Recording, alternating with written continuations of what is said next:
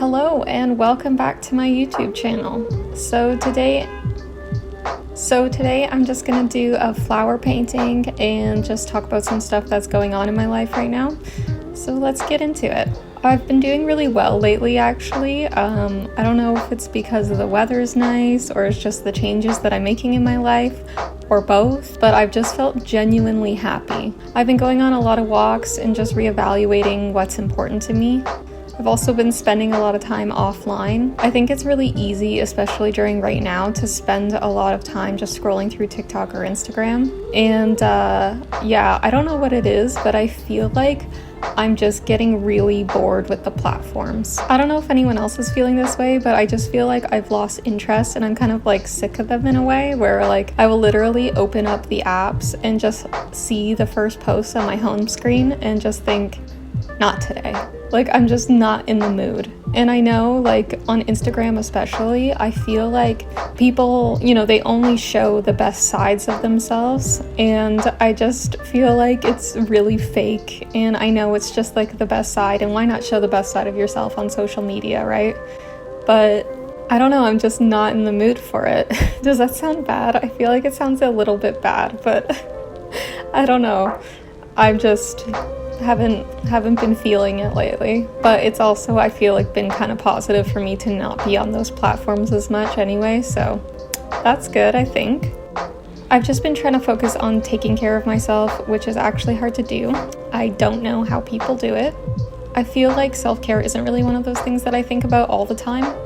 To me, self-care is like, doing a face mask or making food that I know is going to be really good for me. But I don't necessarily do those things all the time or daily even. And I think since quarantine started, I really just did the bare minimum and I didn't really go beyond that. But something that has been helping me a lot lately is just getting ready for the day. A lot of the time I just stay in like loungy clothes and I don't really like get dressed, I don't really put on jeans or anything like that, but I've just been trying to put in the effort. I feel like literally if I just put on jeans and mascara, like I've already gone above and beyond what I normally do, and it makes me feel so much more put together. I think I'm just like at the point now where I want every decision that I make to be the right one for me, instead of just doing things that it's like that's the fastest way to do them in a way, because that's kind of how I live my life. Let me elaborate on that. Basically, like grocery shopping, cooking, like pretty much anything, I just want it to be the fastest way to do it, because it feels like everything is such a chore right now, and I feel like the fastest way to do something isn't always the right way to do something, which is what I'm learning. Yeah, I kind of just want to make decisions that are the best decisions and not the fastest decisions. So I'm trying to just be more cognizant of that, I guess. And that kind of leads me into my next topic, which I've been having some stomach issues lately. Nothing super serious or anything like that. I just feel like I might be sensitive to certain foods. So I'm just trying to keep my ingredients really simple right now and watch what I'm eating basically. I kind of started noticing that even when I would get a good sleep, I wouldn't feel rested the next day. I just felt like it was a huge chore for me to pretty much do anything. Like even setting up my paint seemed like a big task, and I would build it up in my head, all of the steps I would need to do, and it would just feel impossible to start something. And I feel like I kind of figured out that for me that just comes down to food and exercise. I've been writing down what I'm eating every day and making notes about how I'm feeling, which is great because I've already started noticing certain patterns with certain foods. And I've also started working out again. I've never really been able to be consistent about that in my life. Literally everything I've tried has not worked for whatever reason. But I came up with a strategy for myself that's been working so far, so I feel kind of proud of that right now. And I'm just really happy that I've been able to keep it up. I've been dog sitting for a friend, which is nice. I love dogs and it gets me out of the house. Also, Ivy is super gentle and a very easy dog to take care of. It's actually been really nice having a dog around too, because I grew up with dogs and I feel like I didn't really realize how much I missed having a dog. I've also been spending quite a bit of time reading, which is good for me. I'm rereading a book right now called Big Magic. I have it. Let me get it. Here's the book. So it's basically about creativity. It's basically a book for artists. It doesn't matter if you're a musician, actor, painter, whatever. All of the things in the book are pretty applicable across the board. I've actually read the book about 3 times already. I've had it for a few years now.